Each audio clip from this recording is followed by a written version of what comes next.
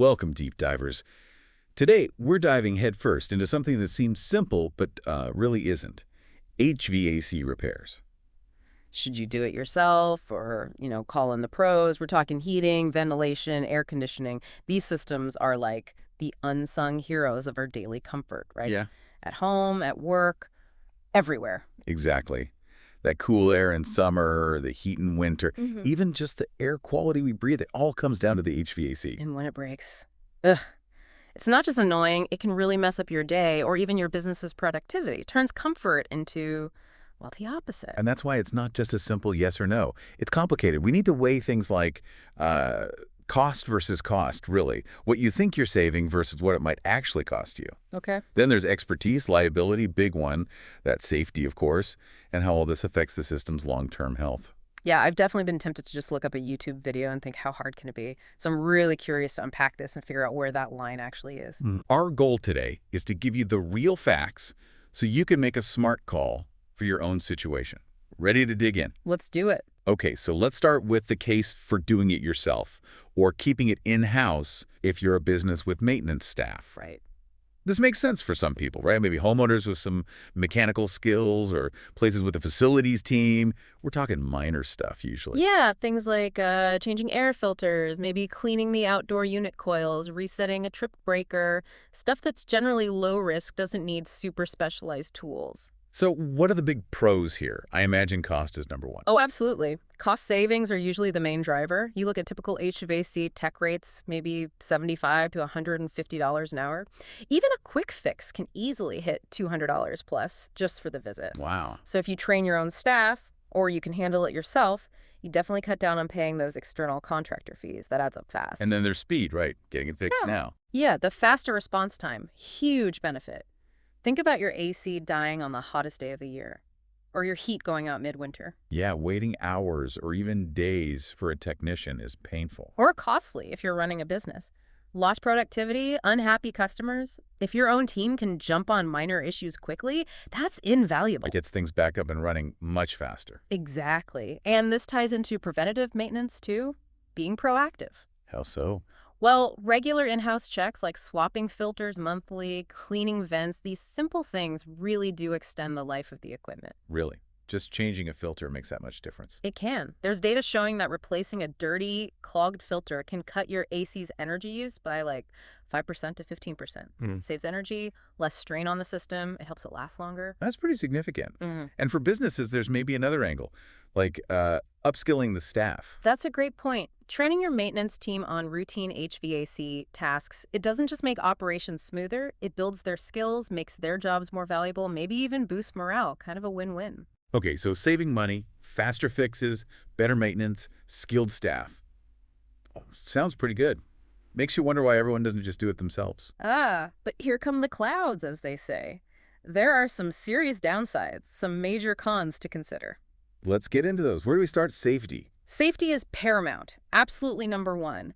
HVAC systems aren't toys. You've got electricity, high-pressure refrigerants, sharp-moving fan blades. Yeah, I can see how that could go wrong fast. It really can. Improper handling of refrigerants, for instance, can cause frostbite, breathing problems, even explosions in rare cases. It's serious stuff. I mean, you need specific training for that, right? Like certifications. Definitely. In the U.S., you need EPA Section 608 certification to handle refrigerants legally.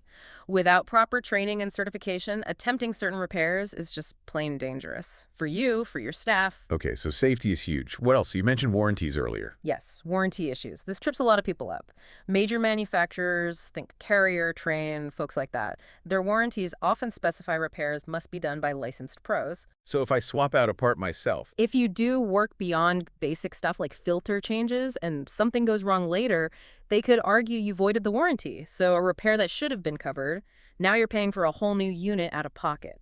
ouch. So a potential saving turns into a massive expense. Exactly. And that leads to another risk. Misdiagnosis, making the problem worse. How does that happen?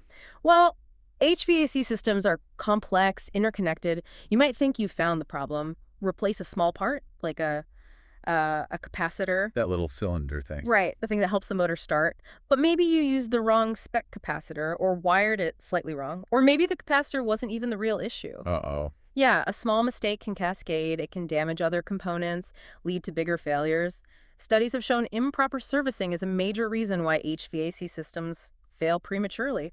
So my little DIY fix could actually kill the whole system over time, It's a definite risk. And then, especially for businesses, there's compliance and liability. meaning regulations and lawsuits. Pretty much. Commercial buildings have strict codes, building codes, environmental rules, workplace safety standards.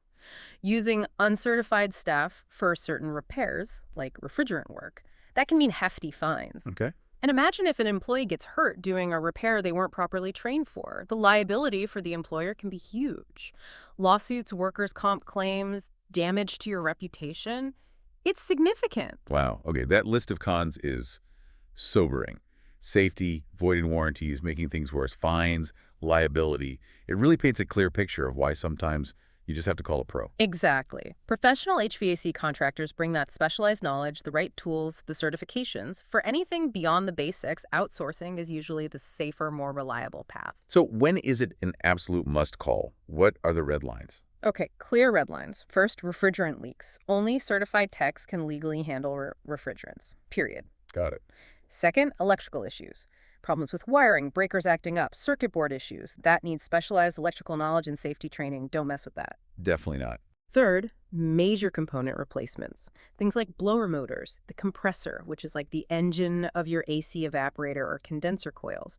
These are complex, expensive parts, not DIY territory. Right. And finally, system design or installation problems.